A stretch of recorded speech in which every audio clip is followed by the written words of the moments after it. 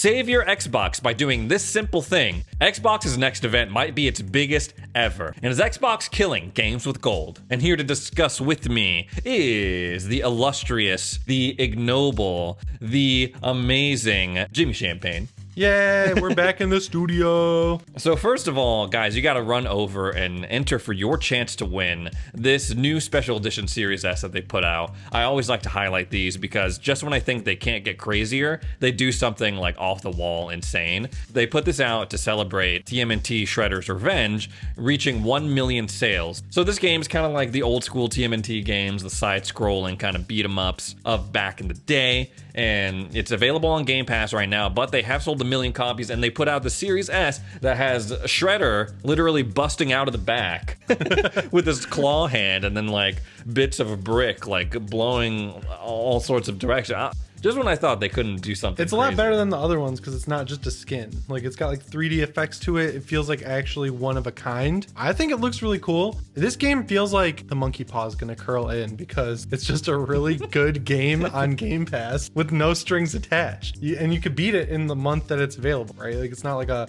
1,000-hour RPG like Assassin's Creed where they're going to be like, oh, you're halfway through Assassin's Creed Odyssey, huh? Well, that's leaving Game Pass. That'll be $90. Well, Assassin's Creed Origins, my brother. Oh, yeah. The Origins, people will not be kind to you in the comments, is what I found when I made that You learned the hard way? I learned the hard way. No, seriously, yeah, that game is fantastic. I loved it. Soundtrack, gameplay.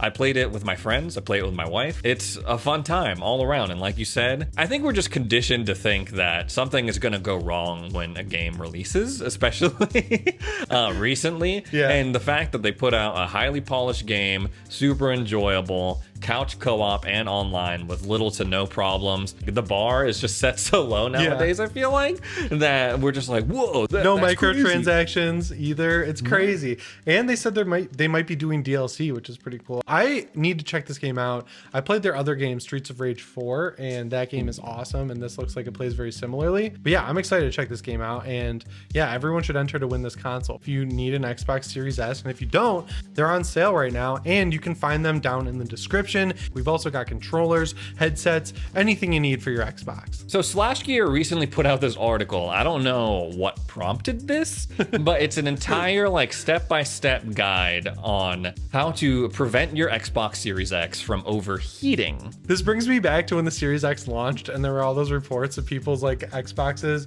having smoke come out the top of them, but then it ended up just being a guy blowing his vape into the bottom of his Xbox and the vape smoke was coming out the top. It wasn't actually breaking. Yeah, no, but then some people did have smoking Xboxes. God, this kind of took me by surprise because yeah, I saw the smoking Xboxes. You know, you see all sorts of crazy tech like failures on Reddit and Twitter and all sorts of stuff. You know, like, oh, my PS5 melted in half, or like I took a blowtorch to my Nintendo Switch and it like blew up. You could tell blah, it's just blah, like blah. a table saw. I'm like, got taken to it. What the console do, bro? But because I really had a lot of faith in the Xbox cooling system as it is. You know, the whole system seemed to run very smoothly. It seemed well ventilated and it's quiet. That's what I like the most about my Xbox versus my PlayStation 5. PlayStation 5, you can like hear it working a little bit more. The PlayStation 5 loves to turn on and start spinning up the disc for no reason. So first of all, they detail some of the signs to look out for. One of them is performance issues. Apparently, it can happen to where your console runs so hot that it will affect the loading times of your like Series the X. SSD is heating up on the board? Yeah, the SSD is too. That makes sense. Yeah, obviously one of the big draws of these new consoles is that loading times are practically nothing. That's what I was really impressed about when I visited Assassin's Creed Origins when it came to Game Pass. The first and foremost thing is that you have to have these things off the ground. Get it off the floor if you can, like have it in an entertainment center or I have mine on my desk, and then make sure it has space to breathe. So I know a lot of people, they kind of like stuff their consoles into, you know, the entertainment systems that they already have, but it's like kind of cramped in there, like maybe it just fits. I had it in my TV cabinet horizontally with the stand, and I noticed it was slowing down, like you said, like loading times were a little bit longer, and then I like stuck my hand in there and and that thing was like burning hot. So I took it out and I moved it to a different room where it's in like open air, and everything's been fine since then. Yeah, and you also did a video a couple months back where you talked about how to clean your Xbox Series X, and that seemed like pretty actually not very complicated. Like popping the back off looked a little scary from behind the camera, but we figured it out, and you blew it out with a little lens cleaner because you had a bunch of cat hair in there, right? Yeah, I would say this is the most important part. Making sure, check your back vents, your top vents, the bottom vents for dust. Some of these consoles, people who had bought them maybe at launch, they're coming up on like 2 years of ownership. You don't know what's accumulated back there. Oh yeah, check it out, brothers. Like, what is this thing? I personally, when I cleaned it, like you were just describing, I had only had my Xbox for like 6-7 months, but my apartment, for whatever reason, is dust prone, especially in my bedroom, which is where my Series X is. The way I discovered it was that I took my Xbox to a friend's house so we could all play Tiny Tina's Wonderlands together, the new one. So as I was carrying it to my car, I looked down and I noticed there was like a huge like fur ball situation going on. I was like, what? And the more I looked at it, the more I was like, holy crap, this thing is dusty. Like, what the hell? And it made no sense because the front of my Xbox, I'm always really good at like making sure like I'm taking a, microfiber kind of situation, rubbing that down.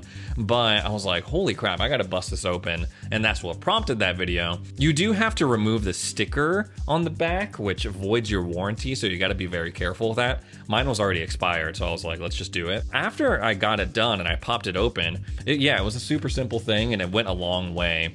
Dust is not good for electronics. I think we can all agree about that. Yeah, so let's talk about games with gold ending here, because there's a lot of confusion going around the internet where people think the entire service as a whole is ending. Would that really be that bad because the games have been so lackluster lately? Can you explain what's going on here with games with gold? Yeah, so a bunch of people basically started getting emails if you were an Xbox Live Gold subscriber from Microsoft saying that in October of 2022, they're going to stop giving away Xbox 360 games as part of your Xbox Live Gold subscription, the Games with Gold program. Why are they running out of games? Literally, they're running out of games.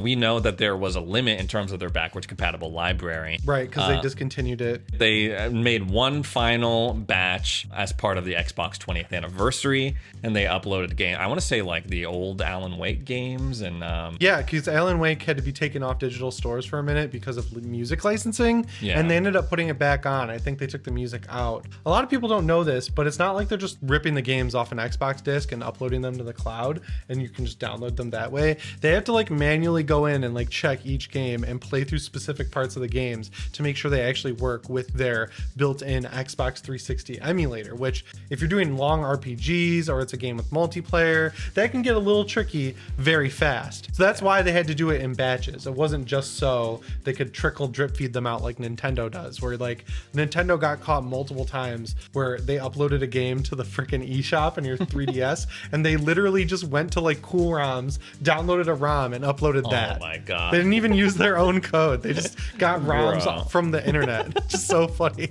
So the situation is people are very torn about this because we're heading towards the end with it, because with the rise of Game Pass, Games with Gold, the offerings, like you were saying, they're just not something that people get excited for anymore. And the benefit when Games with Gold was announced was that you actually got to keep the games, the Xbox One games. I have to correct you a little bit because the games that you were actually able to own as part of Games with Gold were the 360 games. Yeah, so it's like they're getting rid of the games that you're gonna like you were able so now to own. they're just giving you like games for rent as part of your Xbox Live Gold subscription. And that's what people are like pissed off about a little bit. Wait, so have they done every Xbox 360 game, or are they just saying we don't want it? Sheesh, let's see. I don't know if it's every 360 game in existence. Yeah, like look at some of the games that they used to give away as part of this deal. Assassin's Creed 2, they were given away as part of Games with Gold in July 16th of 2013. That's like a pretty sick deal. Yeah. Even though that game was like already, older at that point, but I'm like, Dead Rising 2, also a part of the Games with Gold in August 2013. And now let's fast forward to like more modern stuff. Here are the games that have come out in 2022. Radiant Silvergun, Space Invaders Infinity Game, Okay. Hydrophobia, Okay. Band of Bugs. Hydrophobia, I remember being a pretty decent game. Hydrophobia, I have not played. Sacred 2 Fallen Angels, SpongeBob's Truth or Square, Kaloki X, MX versus ATV Alive. Okay, those games are pretty sick. That one isn't that bad. That was not that bad. Hydro Thunder Hurricane. Viva Pinata Party Animals, which is fun as well. Okay, I will say. never played, never experienced. Super Meat Boy. I haven't played that. Super but Meat it's Boy is fun. awesome. That was one of the first Xbox Live Arcade games, like way back. Damn, maybe these games aren't as bad as So I they've thought. had a couple decent ones. They've had a couple decent ones over the years. That's fine. That's fair. So yeah, we're losing access to all these 360 games, but I just read in the article that these ones that you've already added to your account over the years, hopefully you kept up with it when Ray was telling you about them, because those ones you just get to keep forever, no questions asked, even if you stop paying for games with gold, which is pretty awesome. So this last story, I am really excited to talk about it because Gamescom used to be this huge thing, and now it's looking like everyone's pulling out, except for Xbox. It might very well be Xbox's time to shine when it comes from Gamescom, because look at the people who've pulled out. Nintendo has pulled out. Yep. Sony has pulled out. Yep. Activision Blizzard pulled out. Weird, but Take yep. Two pulled out. Weird, but yep. I don't know. Like, I guess this is just, there's not a lot of energy in the video game space going into this year, dude. All sorts of, because this is like all the delays are like catching up with everyone. Yeah. So yeah, it may very well be Xbox's time to shine with this presentation. I really think they have to take advantage of it because, you know, over on the PlayStation side, you have some things to look forward to coming in the holiday season. Yeah, we've got God of War Ragnarok and Last of Us And Part that, 1. and like God of War Ragnarok, period. Like done. Like Yeah. that's like the one thing. You're Yeah. right. That's the big games this fall. So hopefully Xbox has some bangers to announce. In the article, they were saying that Xbox, they're going to elaborate on what games are coming out in the next 12 months, which is basically what we saw at the Xbox Bethesda showcase. So I'm curious as to like, what are they going to show that we haven't already seen? I mean, it's probably going to be extended gameplay from the things that they covered in the showcase in June. You know, maybe another trailer from Redfall, do you think? Or, I would love to see that because they have been tweeting out some Redfall stuff. There's got to be something that they're cooking up that could be released this fall. I don't know what it is. Avowed, I was hopeful, but yeah, no. Will it be What about like anything? what about anything regarding Halo Infinite? There What about still the isn't Marcus Phoenix collection? We got to get something. There's got to be some game that Xbox can release this fall. I think a Marcus Phoenix collection could go a long way, and maybe we get some firm release dates, like when in the next Hollow Knight game is going to come out. I don't know what the issue is because they have so many great games coming, right? But there's no firm release dates on anything. And I feel like this is a double-edged sword for us because we've talked about in the past how we're like, stop announcing release dates if you're not going to hit them, because now we're getting to the point where we're like, this game just got announced with an October release date, but we don't even believe it because every game gets delayed now. But still, there's got to be something they can kind of hype us up for because they promise what, like a new big Game Pass game? What was it, every quarter? Yeah. And they are definitely not hitting that. And it's crazy that we just had a huge E3 blowout and Xbox did not say the word Halo once during that event. Like, that's Yeah. nuts. This game was supposed to be a 10 years of service, live service game, and they're petering out after like season 2. I want some games because they have good stuff. They've got good developers. I want them to come out swinging and somehow find a way to get a ton of Activision Blizzard games onto Game Pass somehow this holiday season. How crazy would it be for like Modern Warfare 2 to come to Game Pass day one? I think You it know, probably like- will, or it'll end up there eventually, or you'll at the very least get some benefits in Warzone. Let me tell you something crazy though, because I just thought of this. Gamescom is like the European E3. It takes place in Germany. It's like way bigger than E3. There's like millions and millions of people there. Not millions of people, probably like thousands and thousands of people there. But Ubisoft always has a big showing. We know they're going to have some sort of forward event around Gamescom. What if this is where, knowing that Microsoft usually announces studio acquisitions at these events, what if Microsoft comes out, blows the doors open and says, yeah, we're buying Ubisoft? Wouldn't that be crazy? I could see it happening. They've been prime candidates for acquisition for a while now, I think. They've got good IP, dude. Like Splinter Cell, I would love to see a new Splinter Cell that's not a microtransaction open world action adventure game. Like, I'd love to see a Splinter Cell game that's just like the old Metal Gear, how it was before. We're all hopeful that once the Activision Blizzard deal goes through, that Microsoft Xbox will take it in a direction that's positive and away from like all the BS that they've been doing. I could see a lot of those same hopes being applied to if they got Ubisoft. Like, hey, stop putting out these like terrible homogenous open world experiences that are just like you're basically going around the map and checking off like, okay, I've been to this place. Okay, I've been here. It seems like they want to get bought.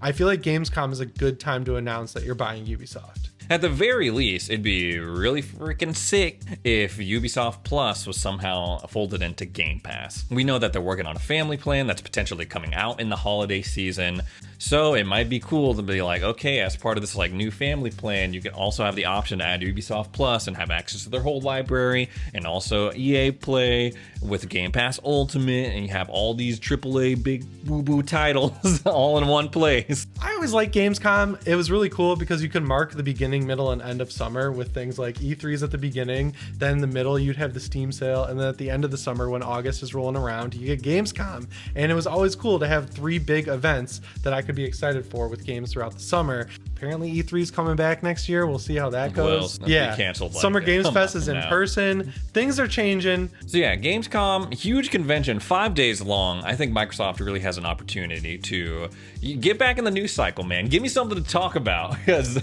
we're struggling over here. So Microsoft, please, if you're listening to this, if you're watching this, help a brother out.